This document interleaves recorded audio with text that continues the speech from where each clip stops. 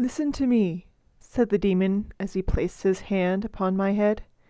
"The region of which I speak is a dreary region in Libya, by the borders of the river Zaire, and there is no quiet there, nor silence. The waters of the river have a saffron and sickly hue, and they flow not onwards to the sea, but palpitate forever and forever beneath the red eye of the sun with a tremulous and convulsive motion. For many miles on either side of the river's oozy bed is a pale desert of gigantic water lilies. They sigh one unto the other in that solitude, and stretch towards the heaven with their long and ghastly necks, and nod to and fro their everlasting heads. And there is an incandescent murmur which cometh out from among them like a rushing subterranean water, and they sigh one unto the other. But there is a boundary between the realm, the boundary of the dark, horrible, lofty forest. There, like the waves about the Hebrides, the low underwood is agitated continuously, but there is no wind throughout the heaven, and the tall primeval trees rock eternally hither and thither, with a crashing and mighty sound, and from their high summits, one by one, drop everlasting dews. And at the roots, strange poisonous flowers lie writhing in perturbed slumber. And overhead, with a rustling and loud noise, the gray clouds rush westwardly forever, until they roll a cataract over the fiery wall of the horizon. But there is no wind throughout the heaven. In all the shores of the river Zaire, there is neither quiet nor silence. It was night, and the rain fell, and falling it was rain, but having fallen it was blood. And I stood in the morass among the tall lilies, and the rain fell upon my head, and the lilies sighed one unto the other in solemnity of their desolation. And all at once the moon arose through the thin ghastly mist, and it was a crimson color. And mine eyes fell upon a huge grey rock, which stood by the shore of the river, and it was lighted by the light of the moon. And the rock was grey and ghastly and tall, and the rock was grey. Upon its front were characters engraven in the stone, and I walked through the morass of the water lilies until I came close unto the shore, that I might read the characters upon the stone. But I could not decipher them. And I was going back into the morass when the moon shone with a fuller red, and I turned and looked again upon the rock and upon the characters, and the characters were desolation. And I looked upwards, and there stood a man upon the summit of the rock. And I hid myself among the water lilies, that I might discover the actions of the man.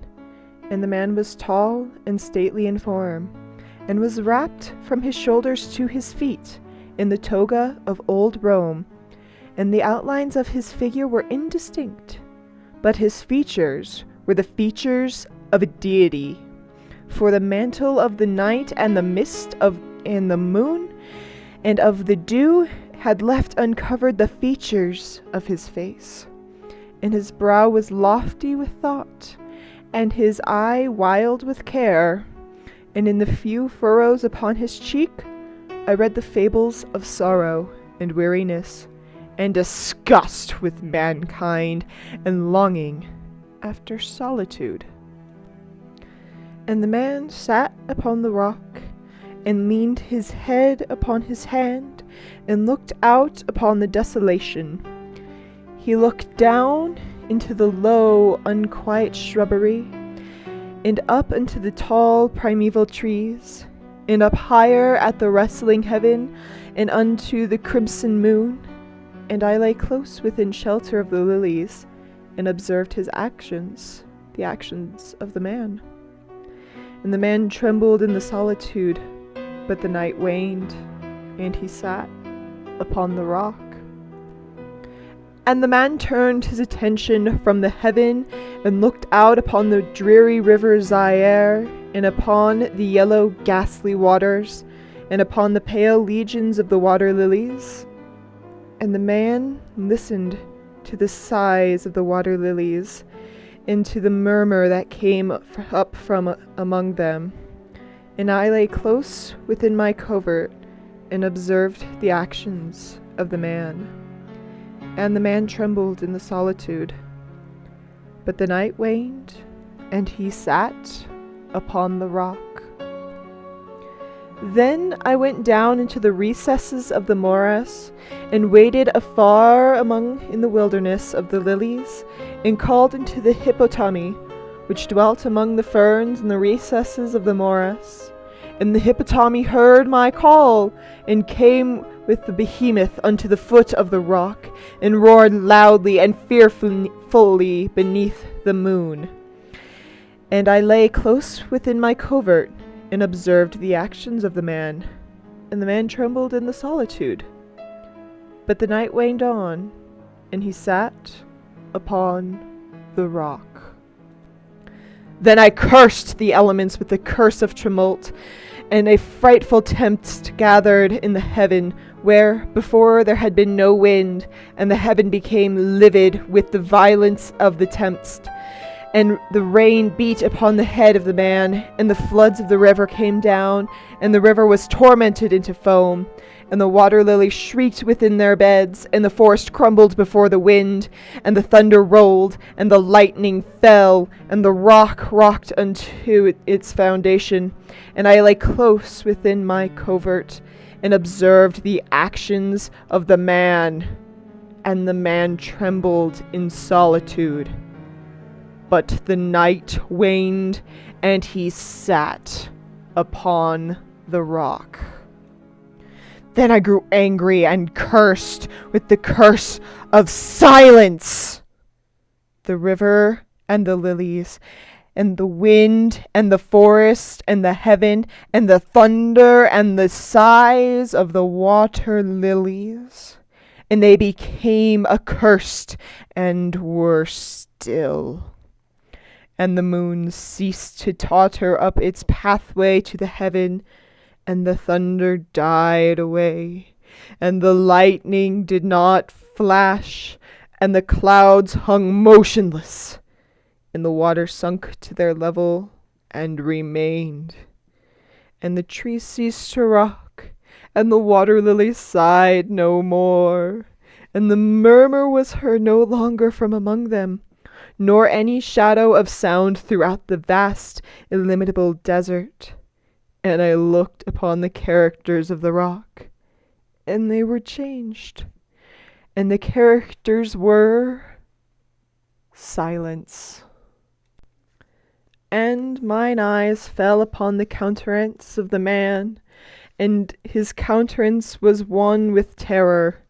And hurriedly he raised his head from his hand, and stood forth upon the rock, and listened. But there was no voice throughout the vast, illimitable desert, and the characters upon the rock were silence. And the man shuddered, and turned his face away, and fled afar off into haste, so that I beheld him no more. Now there are many fine tales in the volumes of the Magi, in the iron-bound, melancholy volumes of the Magi. Therein, I say, are glorious histories of the heaven and of the earth, and of the mighty sea, and of the Genii that overruled the sea, and the earth, and the lofty heaven. There was much lore, too, in the sayings which were said by the Slybus, and holy things that were heard of old by the dim leaves that trembled around Dodona. But, as Allah liveth, and the fable which the demon told me, as he sat by my side in the shadow of the tomb, I told to be the most wonderful of all. And as the demon made an end of his story, He fell back within the cavity of the tomb and laughed. And I could not laugh with the demon, and he cursed me because I could not laugh. And the lynx, which dwelleth forever in the tomb, came out therefrom, and lay down at the feet of the demon, and looked at him steadily in the face.